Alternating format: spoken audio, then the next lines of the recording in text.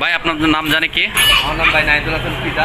আচ্ছা, আমি আপনার কাছে আসছিলাম একটা প্রবলেম নিয়ে। আমি জি। সকালবেলা গাড়িটা ওয়াশ করছি, ওয়াশ করার পরে আমার গাড়ির মিটার হ্যাং হয়ে গেছে। আসলে আমি বুঝতেছিলাম না যে আসলে এখন কী করবো, যখন মিটার হ্যাং হয়ে গেছে এতদিন গাড়ি চালানোর পরে। তো আমি অনেক জনকে জিজ্ঞেস করছি, কেউ কিছু বলতে পারে না। আমি আমার সেন্টারে গেছি সকালে, ওরা বলতেছে ভাই আপনার মিটার চেঞ্জ করা লাগবে, মিটার চেঞ্জ করার জন্য আমার এক্সট্রা পে করতে হবে আমাকে। তো আমি তখন ইউটিউবে ঢুকলাম, ইউটিউবে সার্চ দিলাম যে আমার মিটার হ্যাংয়ের কারণে যে মিটার হ্যাংগুলো হয় কী কারণে? যে how this problem. G G.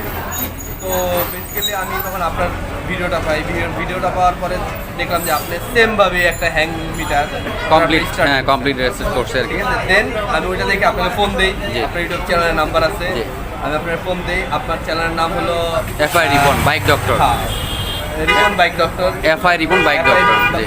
Ripon bike doctor. তখন আপনি আমার বলেন যে আমার দোকানে ফার্স্টে আমাকে বলেন আপনি যে রোদে দেন ঠিক হয়ে যাবে। হ্যাঁ, রোদে রাখতে বলছি, ওয়ারিং এর পানির কারণে যে নর্মালি হয়ে যায়।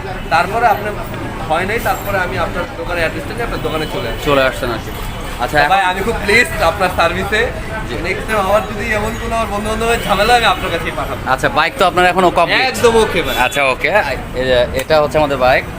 উনি যে সমস্যা নিয়ে আসছিল সেটা ওনার সলভ হয়ে গেছে ইনশাল্লাহ। টেনশন কিছু না। আসলে এই ভিডিওগুলো করার কারণ হচ্ছে আপনারা দেখবেন, ভালো যখন ভিডিও করবেন তখন একটু বেশি বেশি করে লাইক দিবেন, শেয়ার করবেন, এটাই আশা করি, আর কিচ্ছু না।